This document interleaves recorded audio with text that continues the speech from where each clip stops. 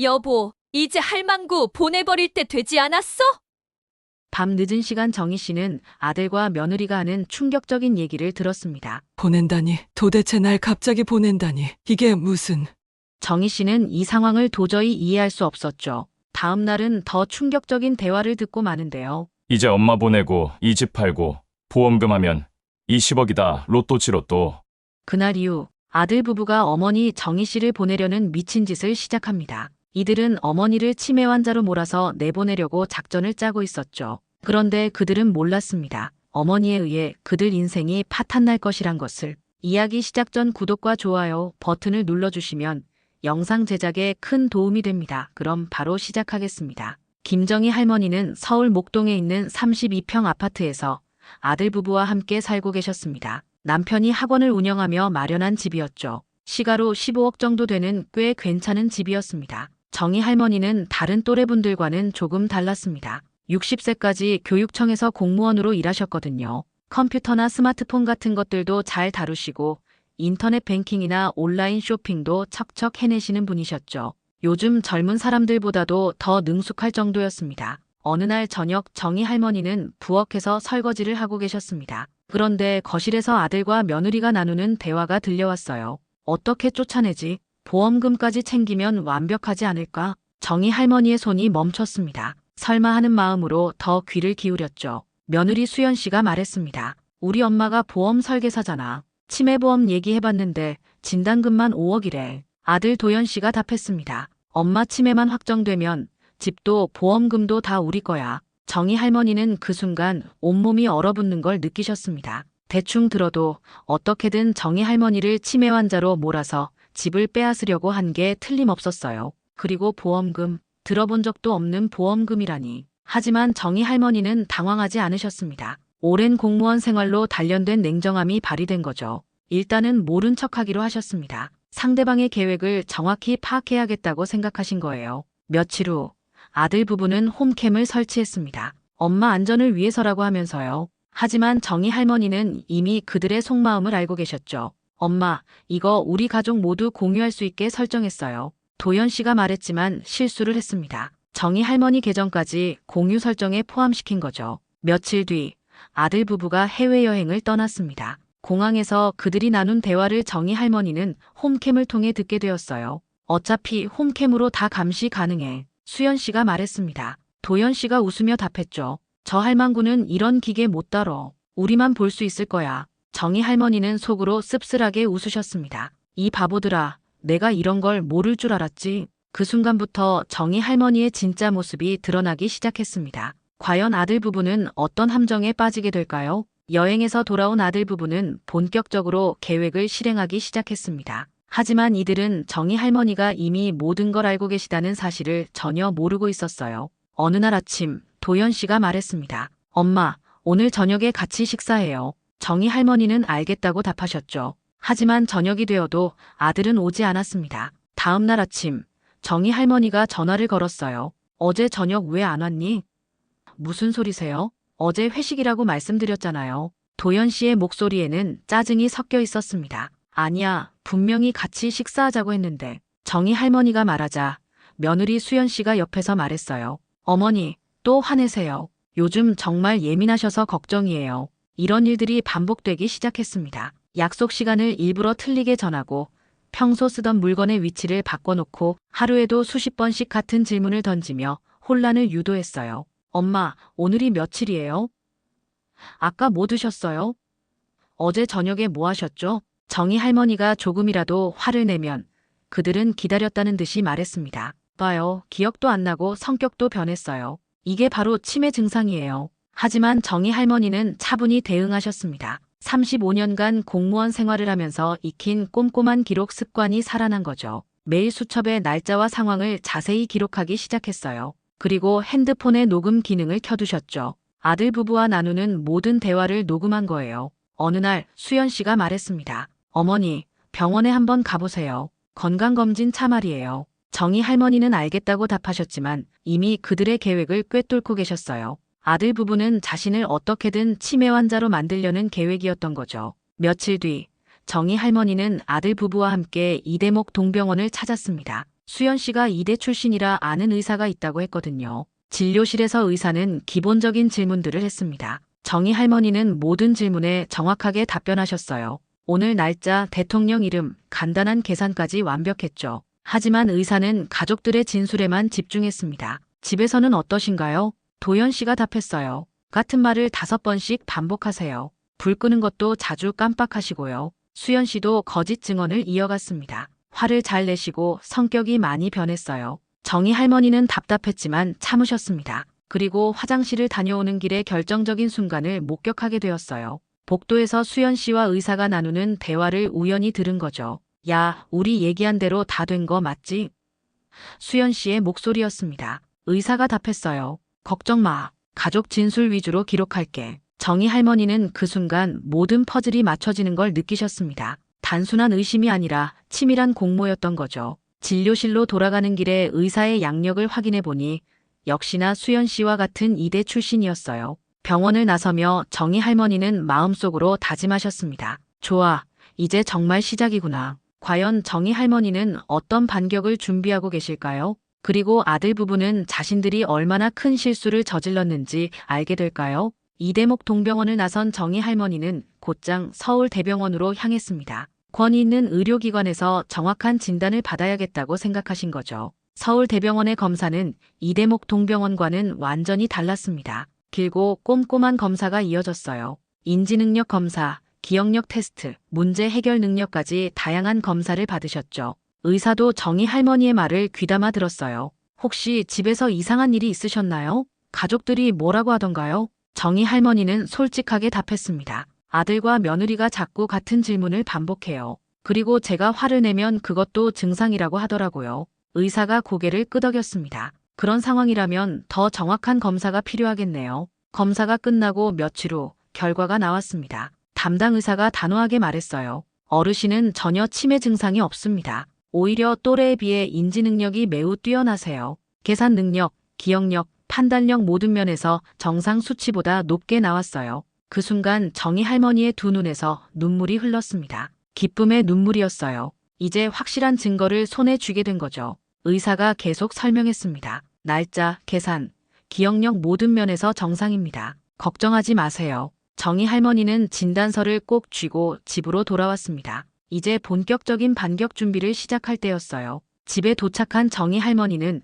홈캠 공유 기록을 확인했습니다. 아들 부부가 모르는 사이에 그들의 모든 대화가 기록되고 있었거든요. 어차피 홈캠으로 저 할망구 다 감시 가능해. 수연 씨의 목소리가 선명하게 들렸어요. 저런 기계 못 다뤄. 우리만 볼 수 있을 거야. 도연 씨의 웃음소리까지 그대로 녹음되어 있었죠. 정희 할머니는 홈캠의 각도를 살짝 조정했습니다. 아들 부부는 전혀 눈치채지 못했어요. 오히려 더 많은 대화가 녹음될 수 있도록 위치를 바꾼 거죠. 그리고 지금까지 수집한 모든 증거를 정리하기 시작했습니다. 녹음 파일들을 날짜별로 분류하고 홈캠 영상과 대조해가며 체계적으로 정리했어요. 좋아, 이제 증거는 충분해. 정희 할머니는 속으로 중얼거리셨습니다. 한편 아들 부부는 계획이 잘 진행되고 있다고 생각했어요. 며느리 수연 씨의 친정어머니 서미경 씨가 보험 설계사였거든요. 그녀는 치매보험의 구조를 꿰뚫고 있었죠. 진단만 나오면 진단금이 5억이야. 거기에 집까지 합치면 20억 가까이 돼. 서미경 씨가 계산기를 두드리며 말했어요. 정말 완벽한 계획이네요. 엄마도 편하게 요양원에서 지내실 수 있고요. 수연 씨가 흐뭇하게 답했죠. 그래, 우리도 좋고 엄마도 좋은 일이야. 뭐가 문제겠어? 도연 씨도 덧붙였어요. 하지만 이들은 몰랐습니다. 정희 할머니가 그들보다 한 수 위였다는 사실을요. 더욱이 모든 대화가 녹음되고 있다는 사실까지 말이에요. 과연 누가 마지막에 웃게 될까요? 아들 부부의 압박은 더욱 강해졌습니다. 하루에도 수십 번씩 같은 질문을 던지며 정희 할머니를 괴롭혔어요. 엄마, 오늘이 며칠이에요? 아까 뭐 드셨어요? 어제 저녁에 뭐 하셨죠? 이런 질문들이 아침부터 밤까지 끝없이 반복되었습니다. 심지어 일부러 약속 시간을 틀리게 알려주고 평소 쓰던 물건들의 위치를 바꿔놓기까지 했어요. 정희 할머니가 늘 두던 돋보기를 다른 곳에 옮겨놓고 약통의 위치까지 바꿔놓았죠. 정희 할머니가 분명히 여기 있었는데 라고 하면 그들은 기다렸다는 듯이 말했죠. 봐요, 기억이 안 나시잖아요. 이게 바로 치매 증상이에요. 물건도 자꾸 잃어버리시고요. 정희 할머니가 조금이라도 화를 내면 수연 씨가 바로 메모를 했어요. 또 화내시네. 성격 변화도 심각해요. 이런 것도 다 기록해둬야 해. 심지어 정희 할머니가 평소 좋아하던 TV 프로그램 시간도 일부러 틀리게 알려줬어요. 그리고 정희 할머니가 시간이 안 맞네 라고 하면 어머니가 착각하신 거예요 라며 몰아붙였죠. 하지만 정희 할머니는 이 모든 상황을 냉정하게 받아들이셨습니다. 오히려 자신이 느낀 혼란의 순간까지 빠짐없이 기록으로 남겼어요.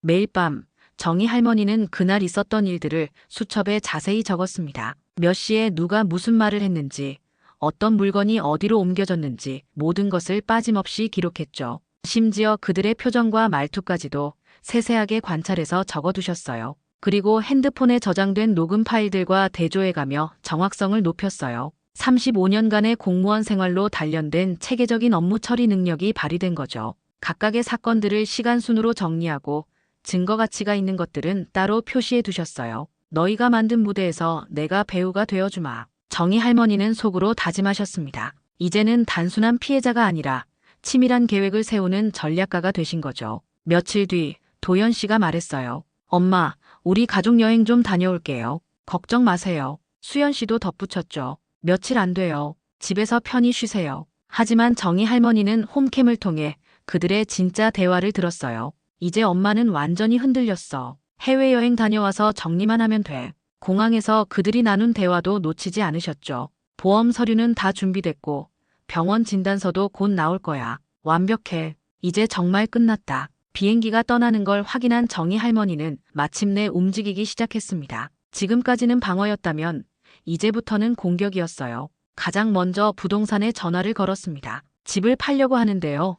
금매로 내놓고 싶어요. 부동산 직원이 놀라며 물었어요. 정말 금매로 내놓으실 건가요? 시세보다 좀 낮아질 텐데요. 상관없어요. 빨리 처리해 주세요. 정희 할머니의 목소리는 단호했습니다. 과연 아들 부부가 돌아왔을 때 어떤 광경을 보게 될까요? 정희 할머니의 진짜 반격이 이제 시작되려 하고 있었습니다. 아들과 며느리가 유럽으로 떠난 그 순간부터 정희 할머니의 진짜 모습이 드러나기 시작했습니다. 정희 할머니는 먼저 숨겨두었던 아들 부부의 짐들을 뒤져보기 시작했어요. 평소 같으면 절대 하지 않았을 일이었지만 이제는 상황이 달랐죠. 며느리 수연 씨의 화장대 서랍에서 녹음기를 발견했습니다. 아주 작은 디지털 녹음기였어요. 재생해보니 정희 할머니의 일상 대화들이 고스란히 담겨 있었죠.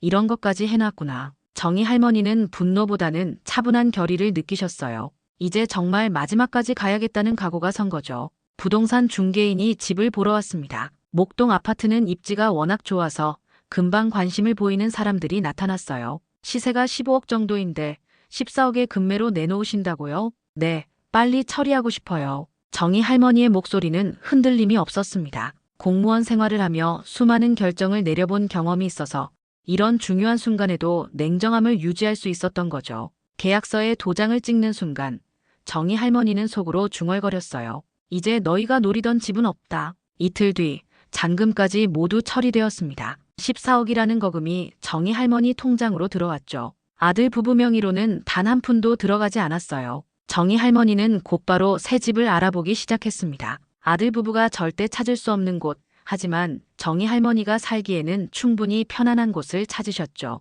한강이 내려다 보이는 작은 투룸을 계약했어요. 전세로 5억을 주고 나머지 9억은 안전한 은행에 예치했습니다. 이사 준비를 하면서 정희 할머니는 아들 부부의 짐들을 모두 정리했어요. 버릴 것은 버리고 필요한 것만 박스에 담아 현관에 놓아두셨죠. 마지막으로 홈캠의 전원을 껐습니다. 이제 너희 눈은 멀었다. 정희 할머니가 홈캠을 바라보며 말했어요. 그동안 자신들만 볼 수 있다고 생각했던 그들의 착각이 이제는 완전히 무너질 차례였죠. 새 집으로 이사를 마친 정희 할머니는 지금까지 모은 모든 증거들을 다시 한번 정리했어요.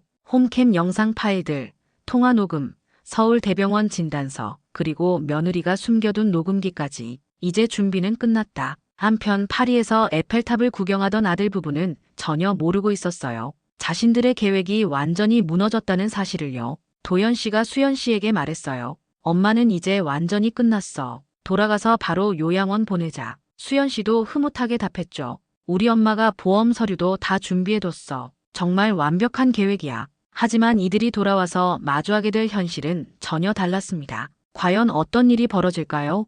일주일 후 유럽 여행을 마치고 돌아온 아들과 며느리는 집 앞에서 충격적인 광경을 목격했습니다. 아파트 입구에 낯선 가족이 이삿짐을 옮기고 있었어요. 도연 씨가 당황하며 경비실에 달려갔죠. 저기요, 우리 집에 왜 다른 사람들이 있어요? 경비원이 고개를 갸우뚱했어요. 그 집은 일주일 전에 매매가 끝났는데요. 새 주인이 이사 왔어요. 도연 씨와 수연 씨는 믿을 수 없다는 표정으로 서로를 바라봤어요. 급하게 집으로 올라가 봤지만 정말로 다른 사람이 살고 있었죠. 실례합니다만 여기 제 어머니가 사시는데. 새 주인이 당황하며 답했어요.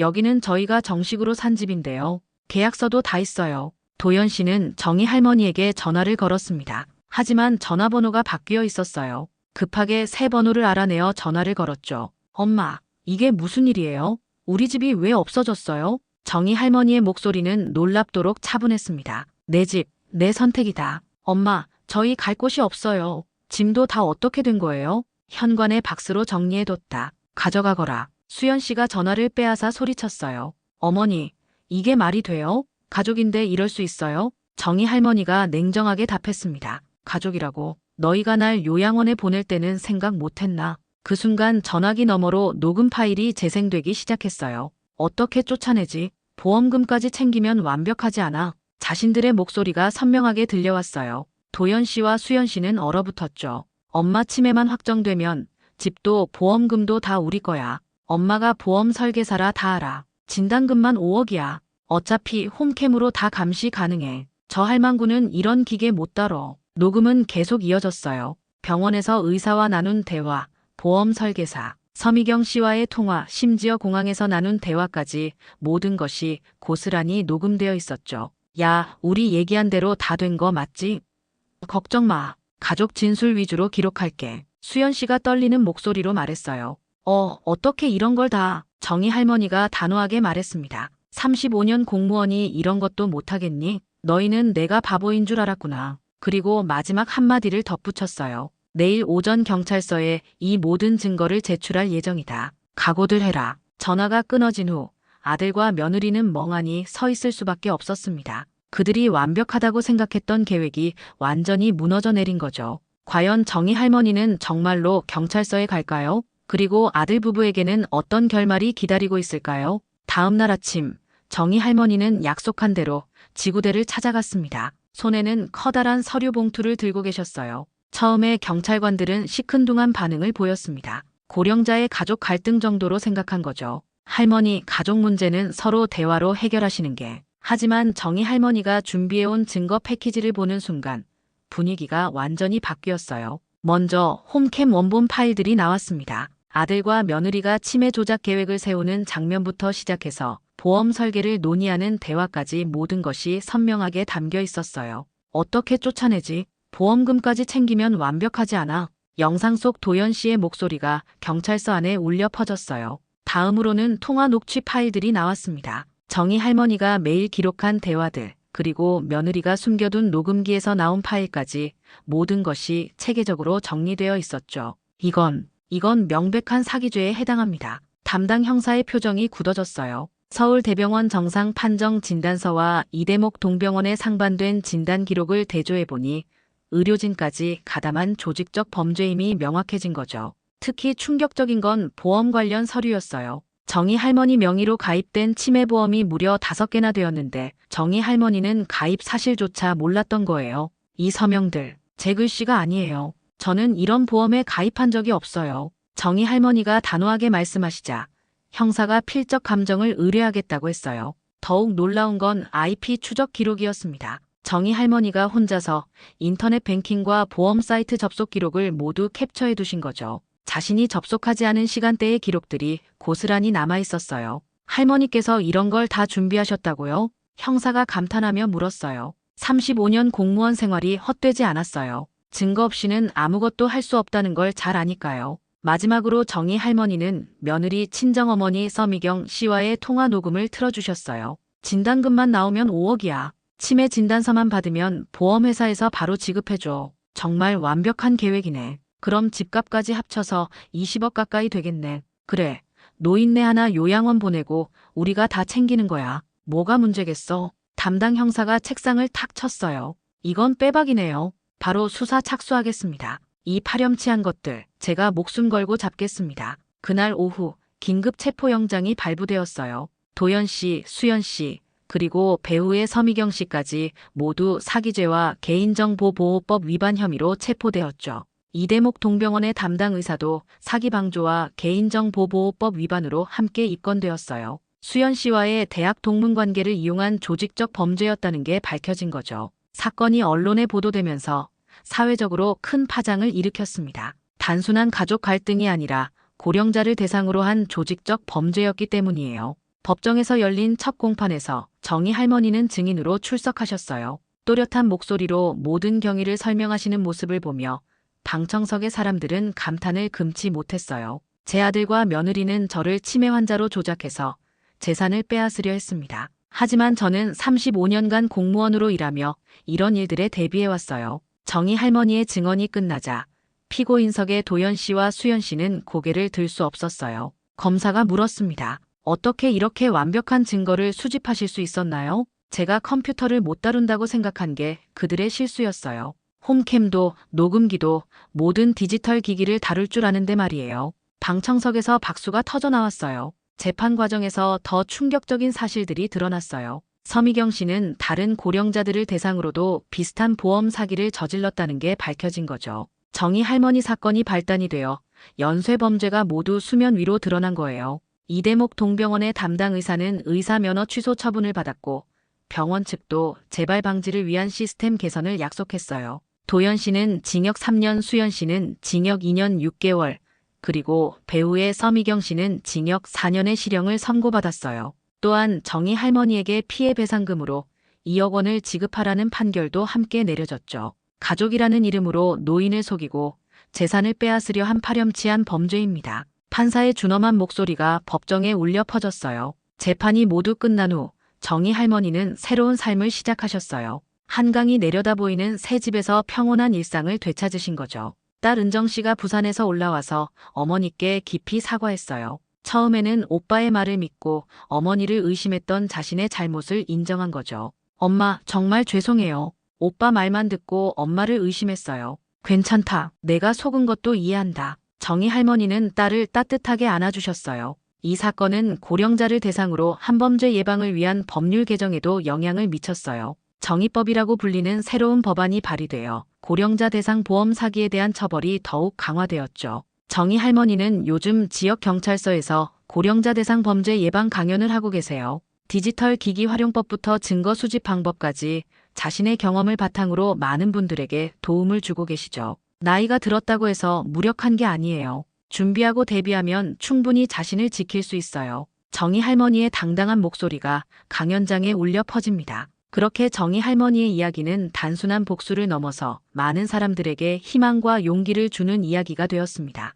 세상에는 아직도 정의가 살아있고 준비된 자가 승리한다는 것을 보여준 감동적인 이야기 말이에요. 여러분, 오늘 들려드린 정희 할머니의 이야기는 어떠셨나요? 나이가 들었다고 해서 무력한 게 아니라는 것, 그리고 준비하고 대비하면 충분히 자신을 지킬 수 있다는 강력한 메시지를 담고 있었죠. 정희 할머니처럼 당당하게 맞서는 용기, 그리고 끝까지 포기하지 않는 의지가 얼마나 중요한지 깨달으셨을 겁니다. 이런 감동적이고 사이다 넘치는 이야기가 마음에 드셨다면 구독과 좋아요 꼭 눌러주세요. 그리고 댓글로 여러분의 생각도 들려주시면 정말 감사하겠습니다.